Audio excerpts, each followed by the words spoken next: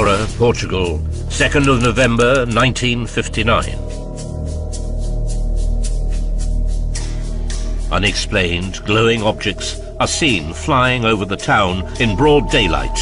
Dozens witness this strange sight. But what follows is even stranger. A mysterious white substance, like cobwebs, rains down over the town for almost 4 hours.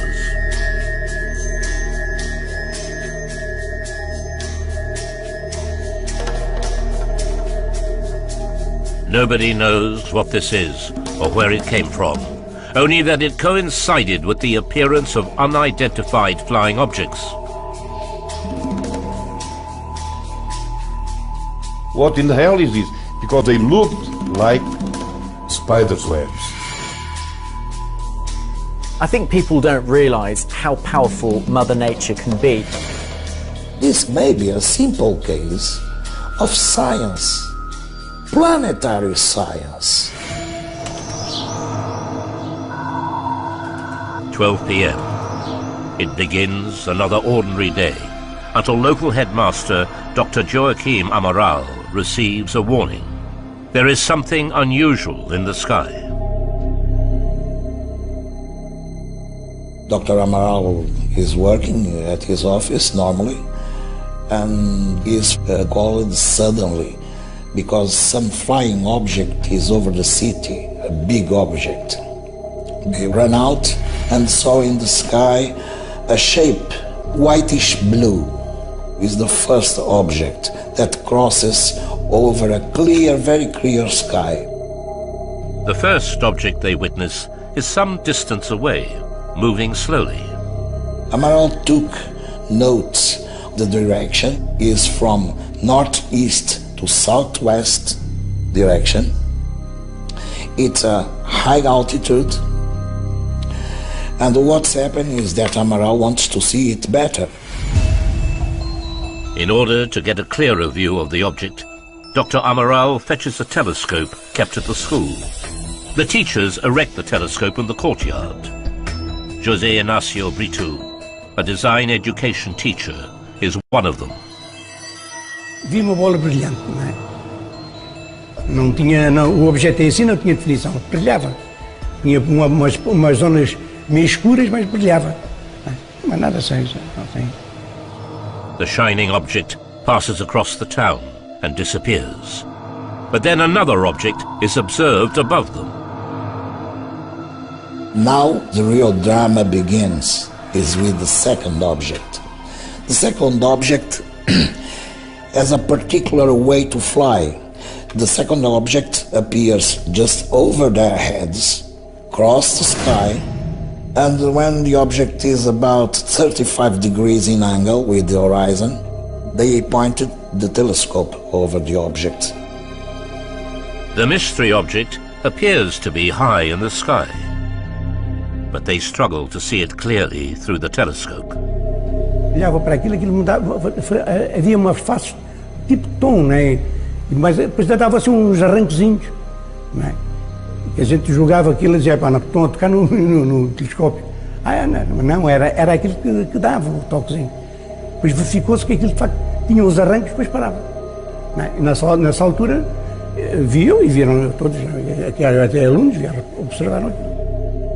They noticed that object composed of one sphere above and underneath a circular shape. But that circular shape undulates, and that's quite curious and amazing. Dr. Amaral is said to be convinced that the unidentified objects are alien craft, and rumors spread around the school.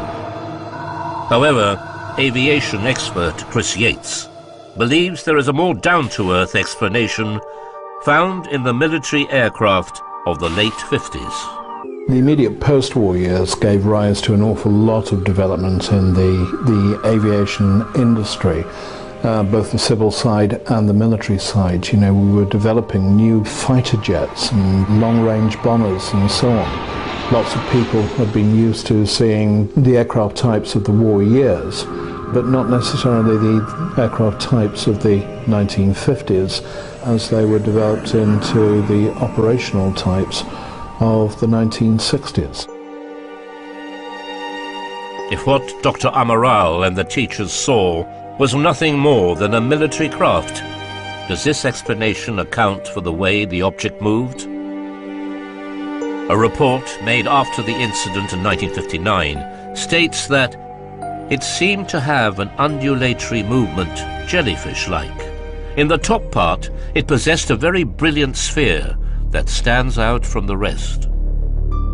Many experts today believe that what Amaral is describing is a weather balloon.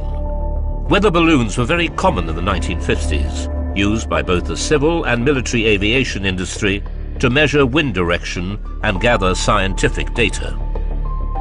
Looked at from a distance through a telescope, a weather balloon would look much stranger than looking at it close up.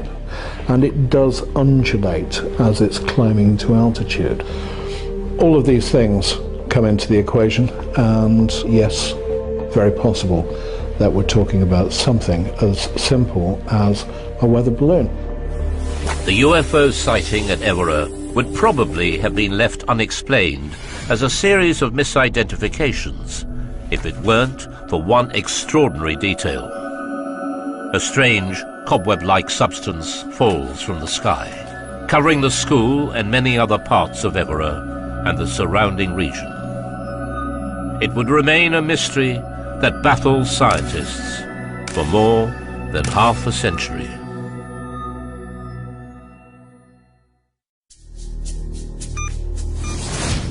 Evora, Portugal, 2nd of November 1959. Strange objects are seen flying over this quiet provincial town. The headmaster of a local school spots them in his telescope, but what he and many others in Evora witness next would baffle scientists. After the passage of this object, begins to fall from the sky like cotton, a very light cotton. At around 12:30 p.m, white filaments begin to fall out of the sky over the school. It quickly becomes nicknamed Angel Hair due to its delicate, magical quality.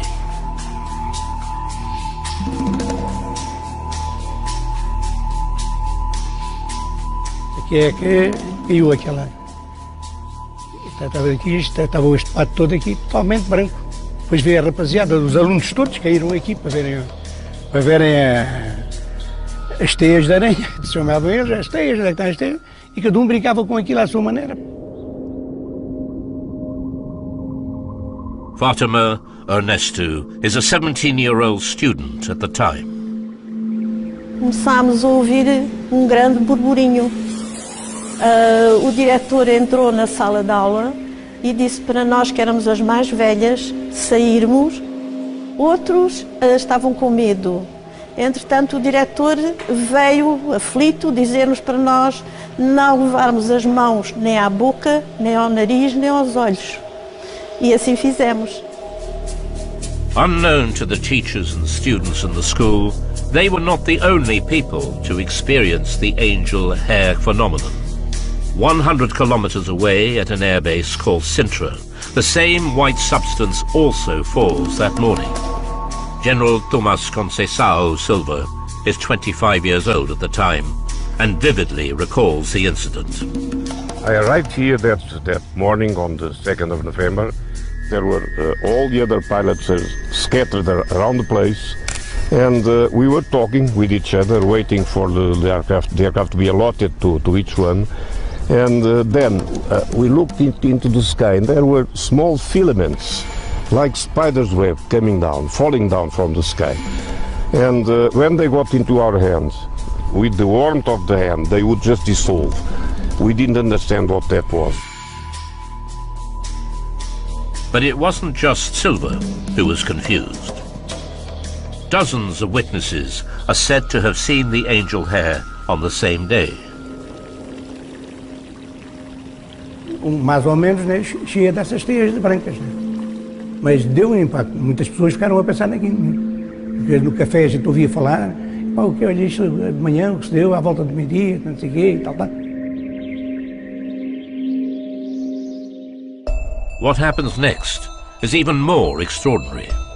During the 4 hours the Angel Hair falls over Evora, Dr. Amaral manages to capture a sample from the patio of the school.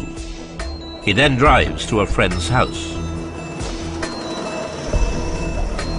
Waiting for him there is a locally renowned astronomer, Admiral Conceição Silva. The Admiral was an enthusiastic amateur scientist. Today his son, who also witnessed the Angel Hair fall at Sintra, remembers the Admiral's surprise at what they saw.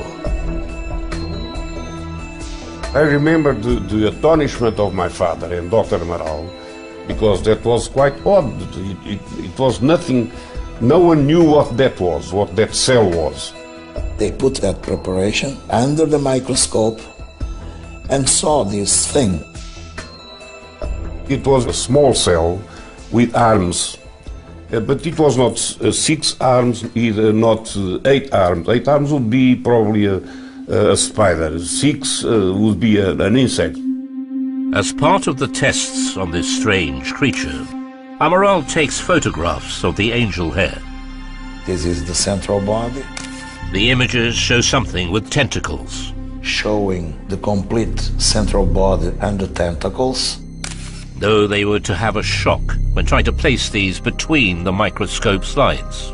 This thing rises up his arms, let's call arms, and sustain the glass, like an intelligent being or even an insect do, to not be crushed.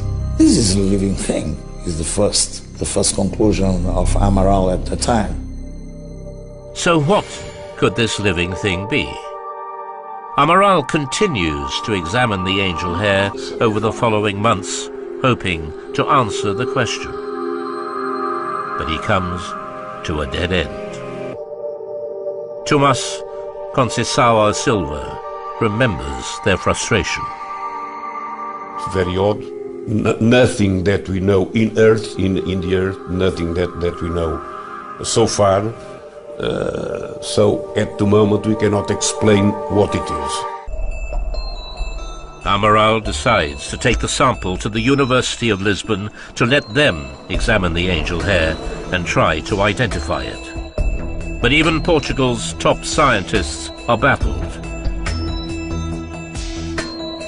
One of the possibilities proposed by a leading scientist at the university acknowledged it can be admitted that such beings could come from the extra-atmospheric space or from another neighboring planet.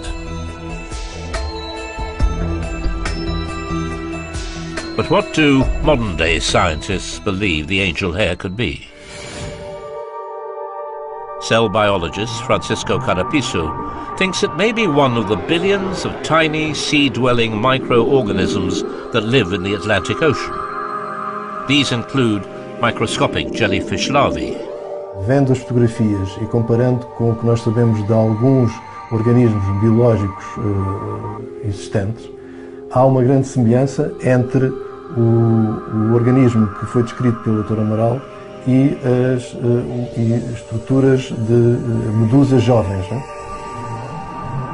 If the angel hair specimen was indeed a marine organism, the question still remains, how did it get there? Meteorologist Thomas Schaffernacker has investigated other strange cases where living creatures appear to fall out of the sky. I can't explain what happened in Evora, but I think people don't realise how powerful Mother Nature can be. It's very easy for us to imagine twigs or leaves falling out of the sky, but for fish or frogs to fall out of the sky, that must be an incredible sight. He believes it is entirely possible for living creatures to be scooped up in a whirlwind and carried aloft. The whirlwind then moves further downwind and drops the wildlife in a town village. Must be an amazing sight. Raul Berenguel is a professor at the University Fernando Pessoa and a UFO researcher. He studied the case since 1978. He believes the explanation is more likely to lie in the field of atmospheric science.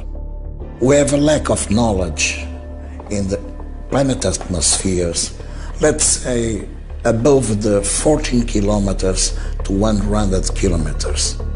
We say that space starts at 100 kilometers of altitude. We have no planes, no balloons that go to investigate this area in the planet. Berengel believes that the angel hair has always existed in the upper atmosphere as a microscopic creature as yet undiscovered by science. The more recent studies look and verify that microorganisms really do exist in the upper layers of the atmosphere. This is probably something from the kingdom of vegetables that floats at a very high altitudes and by some motive, some physical motive, tends sometimes to fall. So far, Berengel has unearthed 9 similar reports of angel hair falling in various parts of Portugal dating back to 1857. What took place in 1959 is the country's first, recorded in significant detail. Teachers, scientists, and an admiral all experienced firsthand the angel hair. In a final twist to the Evora event, in 1978, a fire takes place at the University of Lisbon, destroying the sample of angel hair. Its contents are lost forever, allowing no opportunity for advances in science to determine its origin. We asked the very renowned Portuguese biologist if we get nowadays the sample so destroyed by the years, so aged, could you do something? The scientist told us that yes. But that will never be. All that remains are the photographs and dozens of eyewitness accounts of UFOs that flew over Evora and the still unexplained angel hair mystery.